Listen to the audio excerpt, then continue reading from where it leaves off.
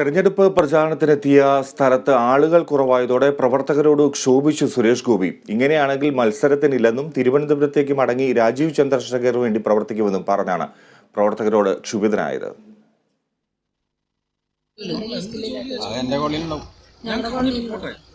ഞാൻ നാളെ തിരിച്ച് തിരുവനന്തപുരത്തിലും ഉറപ്പിച്ച കാര്യമാണ്. ഇന്നലെ രാവിലെയാണ് തൃശൂർ ലോക്സഭാ മണ്ഡലം NDA സ്ഥാനാർത്ഥി സുരേഷ് ഗോപി ശാസ്താംപൂവത്തെ ആദിവാസി കോളനിയിൽ സന്ദർശനത്തിനെത്തിയത്. സുരേഷ് ഗോപി എത്തിയപ്പോൾ ചുരുക്കം പ്രവർത്തകർ മാത്രമാണ് സ്ഥലത്തുണ്ടായിരുന്നത്. ഇതോടെ സുരേഷ് ഗോപി വാഹനത്തിലേക്ക് തിരികെ കയറി. തുടർന്ന് ആളുകൾ കുറവുള്ള സ്ഥലത്തേക്ക് പ്രചരണത്തിന് വിളിച്ചു വരുത്തിയതിന് പ്രവർത്തകരോട് ക്ഷോഭിക്കുകയായിരുന്നു. ബൂത്ത് പ്രസിഡന്റിന്റെയും ജോലി അങ്ങനെയാണെങ്കിൽ പിന്നെ എന്തിനാ അടുപ്പിക്കാത്ത സ്ഥലത്തേക്ക് എന്നെ കൊണ്ടുവന്ന എന്താവശ്യത്തിനാണ്? നിങ്ങൾ എനിക്ക് വോട്ട് മേടിച്ചു തരാനാണെങ്കിൽ വോട്ട് ചെയ്യുന്ന പൗരനോട് ഉണ്ടാകണ്ടേ?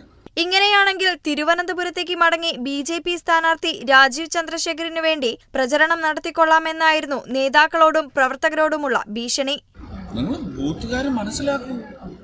നമ്മൾ യുദ്ധത്തിനല്ല ഇറങ്ങിയിരിക്കുന്നത്, നമ്മൾ അവർക്ക് നേട്ടം ഉണ്ടാക്കാനാണ് ഇറങ്ങിയിരിക്കുന്നത്. അതിനെന്നെ സഹായിച്ചില്ലെങ്കിൽ നാളെ ഞാൻ ട്രിവാൻഡ്രത്തേക്ക് ഞാൻ അവിടെ പോയി രാജീവ് ചന്ദ്രശേഖറിന് പ്രവർത്തിച്ചോളാം.